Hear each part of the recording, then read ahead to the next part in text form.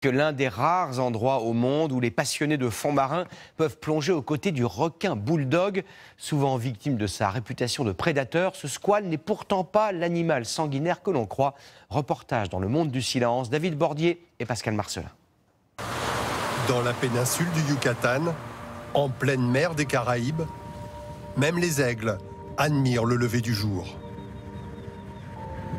Ici, le soleil brille sous l'eau. La visibilité est exceptionnelle. Un paradis pour des centaines d'espèces et ses amoureux des fonds marins. Guidés par les poissons-anges et tenus à distance par les murènes vertes.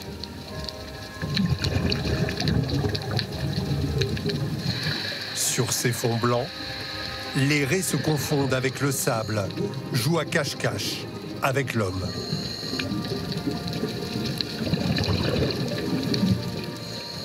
Mais ces plongeurs sont venus chercher le Graal. Au bout de quelques minutes, il est au rendez-vous. L'énigmatique requin bulldog. Playa del Carmen est l'un des rares endroits au monde où l'homme peut plonger avec ce prédateur aussi redouté que le requin blanc. Les requins sont bien restés avec nous du début à la fin de la plongée, donc c'était sympa. Surtout sur le banc de sable qui est très clair, ils ressortent bien. Ici, c'est le seul endroit où j'ai pu voir les requins bulldog comme ça, les approcher de si près. Là.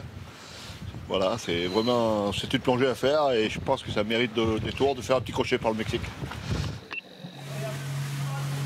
Après des semaines d'absence, les requins bulldogs sont enfin revenus près des côtes.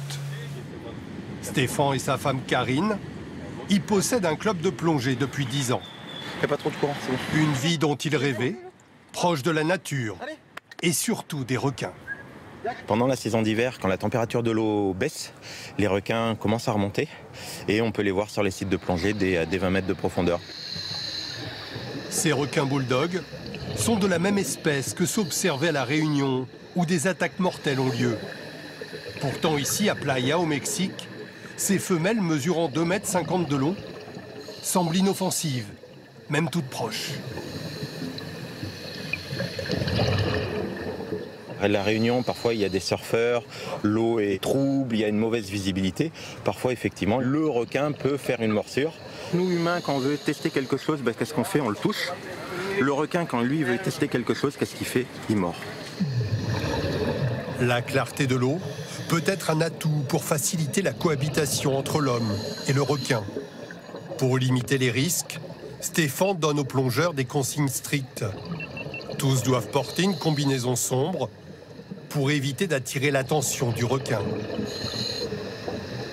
C'est pas une plongée qui est très compliquée. On essaye de rester en groupe même au fond, éviter bien sûr de s'éloigner du groupe. Son expérience l'aide à contrôler sa peur. Stéphane voit aussi dans ses plongées un bon moyen de réconcilier l'homme avec le requin. Avec certains films qu'on a pu voir, on a souvent été peut-être traumatisé par le requin en pleine mer.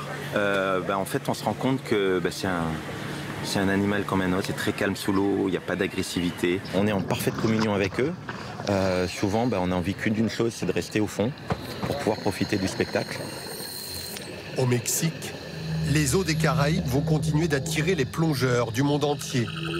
Les spécialistes s'intéressent de près au comportement très particulier des requins bulldogs de Playa del Carmen.